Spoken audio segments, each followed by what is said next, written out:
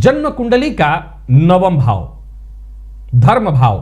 प्रिय दर्शकों, निसंदेह ये जो सूत्र मैं आपको बताने जा रहा हूं, ये ज्योतिषीय सूत्र है, प्रामाणिक शास्त्रीय सूत्र है। लेकिन मैं इस सूत्र को बताने से पूर्व आपको एक और बात बता देता हूं।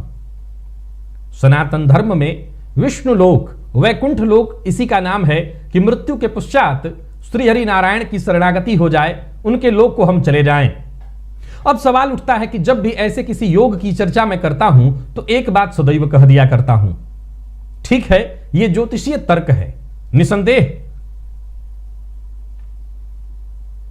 वेदो नारायण साक्षात, वेद साक्षात नारायण है, और नारायण का नेत्र, या यूं कहें कि वेद का नेत्र, तो वेद का नेत्र अर्थात नारायण का नेत्र ही ज्योतिष है। ज्योतिष अपने आप में संपूर्ण आध्यात्म है। लेकिन इसके बावजूद आज जहां कि हम केवल और केवल सकाम ही जीते हैं, हमारे जीवन में निष्काम जैसी कोई चीज ही नहीं है, वहां पर केवल ज्योतिषीय सूत्र के आधार पर मोक्ष की प्राप्ति हो जाना, वैकुंठ लोक का गमन हो जाना,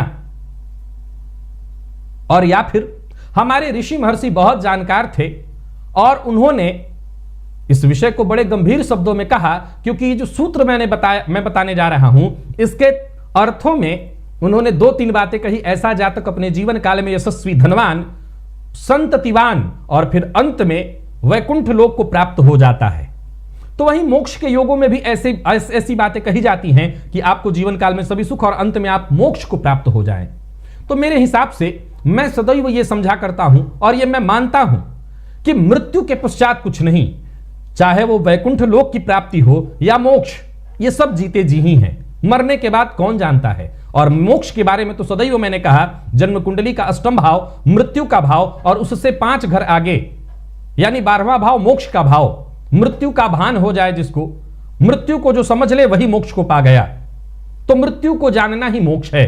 अब बात वैकुंठ लोक की आ रही है तो इसका एक ही मतलब समझ में आता है कि ऐसा व्यक्ति जो अपने जीवन काल में हर प्रकार के सुखों से युक्त और श्री हरि विष्णु के शरण में बना रहे, नारायण की शरण में बना रहे, तो यही वैकुंठ लोक है। उसे और कोई वैकुंठ लोक ढूंढने की आवश्यकता नहीं है, क्योंकि जिन्होंने इन सूत्रों को लिखा वो भी मुझे लगता है जीवित रहते ही लिखे।